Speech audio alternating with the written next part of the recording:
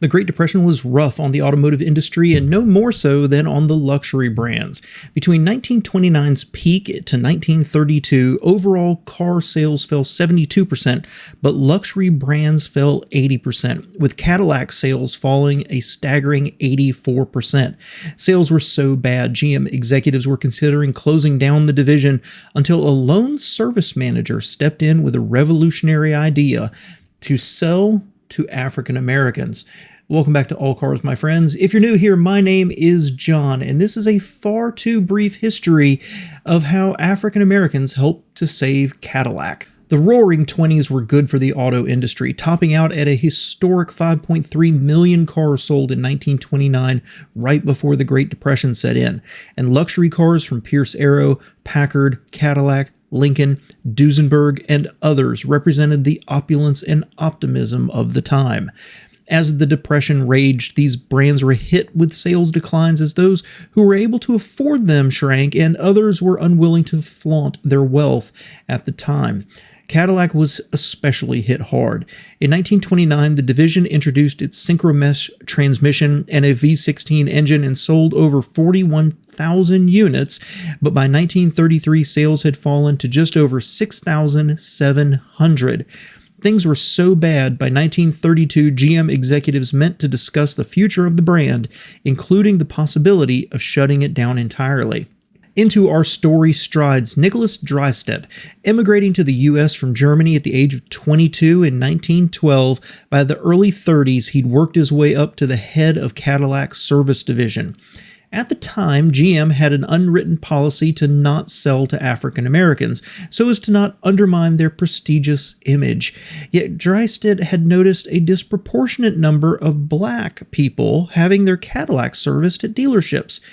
What he found was that affluent blacks like Duke Ellington and Louis Armstrong and others who were boxers, singers, doctors, lawyers, ministers, business people, and musicians preferred Cadillacs and were paying white men upwards of $300 to buy Cadillacs for them, at a time when a Caddy could cost around $3,000. So at this 1932 executive meeting to determine the fate of the brand, Dreystadt knocked on the door to a meeting he wasn't even invited to and asked for 10 minutes to make his case for saving the brand. He argued if black Americans were willing to pay a premium for their cars, those were sales and profit that GM was leaving on the table. He asked for 18 months to turn the brand around, with the one caveat that they canceled the discriminatory policy. His request was granted, and by 1934, Cadillac sales had increased by 70% to over 11,000. By the eve of World War II, production had reached 66,000, nearly 10 times larger than at its low point and higher even than 1928's numbers. Of course, the story isn't quite that simple and tied up in a neat little bow.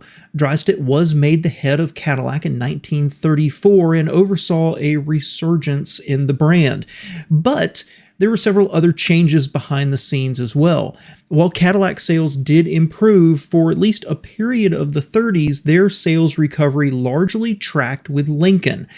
And Dreystadt actually worked hard to buy better quality tooling for the factories to build a better quality product, but still argued that why should a Cadillac part cost more than the same part on a Chevy? He drove down production costs, dramatically increasing the profitability of the division. Perhaps even more importantly to their recovery is they introduced less expensive models like the Series 60 and Series 61, which pushed their price point down to about Buick levels and helped expand their dealer base. There's no doubt that in that 1932 to 1934 range, opening up sales by ending a discriminatory policy and welcoming in African Americans, even if it wasn't quite with open arms, definitely opened up a new customer base for the brand and helped them stay solvent long enough to actually recover. But Cadillac didn't actually go out and actively market to black Americans, as the advertisements of the time still showed their traditional, desired landed gentry consumer base.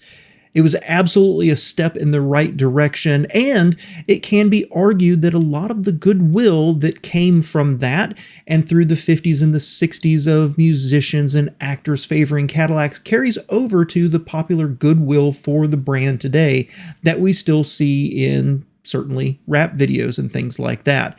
So thank you so much for being here. I appreciate you, and I appreciate my patrons for all of their support who help make silly little videos like this possible. Be sure to check out my second channel, All Cars Reacts, where I do reactions, news opinions, and generally just vlog about the automotive industry. But most of all, I want to thank you for spending just a few minutes with me here today.